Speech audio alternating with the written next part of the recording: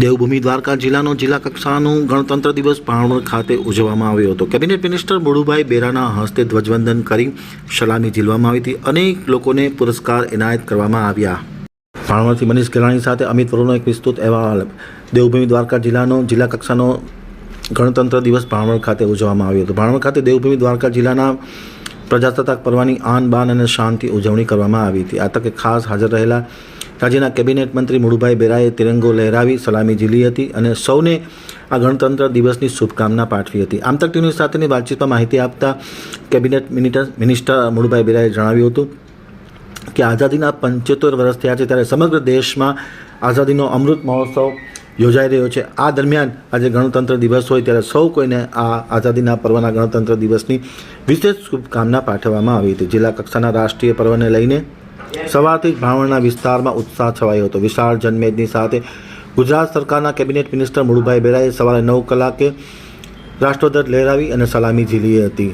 ખાસ કરીને કુરબાની આપી ચૂકેલા વીર બહાદુરોને નમન કરી શહાદતને બિરદાવી હતી। વધુમાં મુળુભાઈ બેરાએ રાજ્ય અને કેન્દ્રમાં ભાજપ સરકારે કરેલા વિકાસ કામોની છણાવટ કરી વધુમાં વધુ છેવાડાના માનવીને સુધી વિકાસના ફળ પહોંચે તે માટે સરકાર કટિબદ્ધ હોવાનું જણાવ્યું હતું।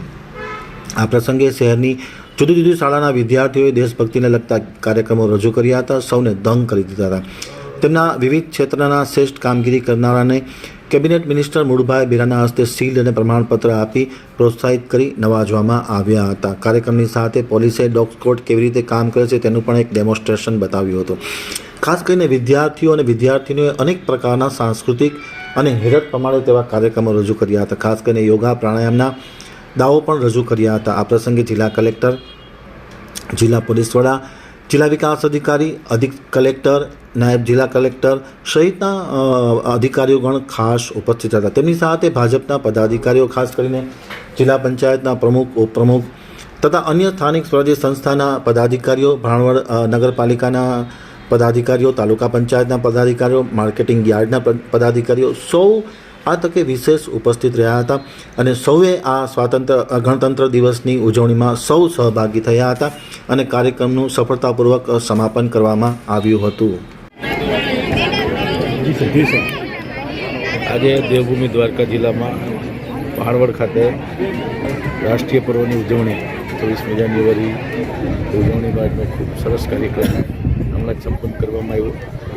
વિવિધ સ્કૂલો જિલ્લાની સાંસ્કૃતિક કાર્યક્રમો અને અલગ અલગ વિભાગ દ્વારા તૈયાર થયેલા ટેબ્લોથી લઈ માર્ચપાસ્ટથી લઈ અને ખૂબ સરસ રીતે અહીંયા કાર્યક્રમ છે એ પૂર્ણ કરવામાં આવ્યો છે। આજના દિવસે બધાને પ્રજાસત્તાક પર્વની ખૂબ ખૂબ શુભેચ્છાઓ પાઠવું છું અને આખો દેશ જ્યારે રામમય બન્યો છે ત્યારે એક અલગ ઉર્જાથી, વાતાવરણથી આજે રાષ્ટ્રીય પર્વની ઉજવણી પણ અહીંયા ભાણવડ એ રીતે પૂર્ણ કરવામાં આવી છે। ગુજરાતમાં આકરી છે, એના કારણે ગુજરાતમાં જેમ જેમ રોકાણો વધ્યા તેમ આપણા વિકાસના નવા દ્વાર છે એ ખુલતા ગયા।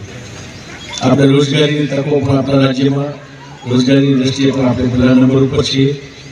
આપણા ગુજરાતમાં આપણે યાત્રાધામોનો વિકાસ માટે અને આપણી ભવ્ય સાંસ્કૃતિક પરંપરાને જાળવી રાખવા માટે અનેક પગલાઓ લીધા છે। દાખલા તરીકે અંબાજી શક્તિપીઠ હોય, પાવાગઢ જેવા યાત્રાધામો હોય, નવતર સુવિધા ઊભી કરવામાં આવી છે। જૂનાગઢના ગિરનાર પર્વત ઉપર અંબાજી મંદિર, ભગવાન દત્તાત્રેય જૈન દેરાસર જેવી મોટી સંખ્યામાં શ્રદ્ધાળુઓ જે દર્શનાર્થે આવે છે ત્યાં યાત્રાળુઓને સુવિધા આપવા માટે ગિરનાર પર્વત ઉપર અંબાજી ટૂંકમાં રોપવેથી લઈ અને આગળના કામો હાથ ઉપર લીધા છે। ગિરનાર પર્વતના રક્ષિત વનો વિસ્તારમાં અને ભવનાથની તળેટીમાં અંબાજી મંદિર સુધીના વિસ્તારના વિકાસ માટે વિશેષ પ્રયાસો આપણે કરી રહ્યા છીએ। સ્વચ્છ ભારત અભિયાન અંતર્ગત ગુજરાતે સ્વચ્છ યાત્રાધામની પહેલ કરીને ધાર્મિક સ્થળોની સફાઈ ઉપાડી આ દિશામાં નક્કર પગલાં લીધા છે। આપણા દ્વારકા જિલ્લાની થોડી વાત કરું તો વાઇબ્રન્ટ ગુજરાત 2024માં આપણા જિલ્લામાં 1100 કરોડનું મૂડીરોકાણ અને 256 MOU થયા હતા। દ્વારકા કોરિડોરનો વિકાસ આ ક્ષેત્રમાં વિકાસની સાથોસાથ